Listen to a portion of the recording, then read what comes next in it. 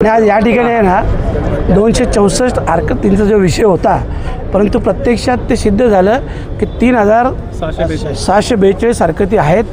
आणि ते मान्यही झालं। सगळ्यात पहिलं तो विषय होता आणि दुसरा विषय असा होता की या अगोदर 27 गावगटांचा जो विषय होता, ज्या गावांची प्रभाग रचना ही कंप्लीट वेगळी होती,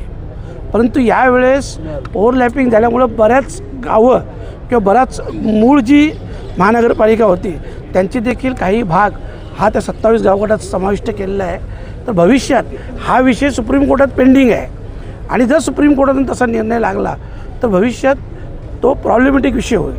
आणि ही गोष्ट आमच्या सगळ्या मंडळींनी लक्षात आणून दिली आयुक्त साहेबांच्या, आणि त्यांनी ते मान्य केलं आणि तशा प्रकारची प्रोसिजर किंवा तशा प्रकारचं हे निवडणूक आयोगाला ते देतील अशा प्रकारचे त्यांनी शब्द देखील दिला। सर, आपण जर बघितलं तर ओव्हरलॅपिंग महापालिकेकडनं जाहीर करण्यात आलं होतं की 200-250 हरकती या महापालिकेमध्ये वॉर्ड रचनेवर घेतल्या गेलेल्या आहेत, परंतु फक्त 27 गावातनं जवळजवळ 3600 हरकती ज्या आल्या होत्या त्या हरकतींची कुठेतरी दखल घेतली नव्हती। आणि आज आम्ही जेव्हा या बैठकीला उपस्थित झालो त्याच्यानंतर आयुक्तांनी मान्य केलं की या 3600 हरकती आलेल्या आहेत आणि ह्या हरकती आल्यानंतर ह्या हरकतींच्या जोरावरती आम्हाला कोर्टात जाण्याची संधी मिळेल आणि 27 गावं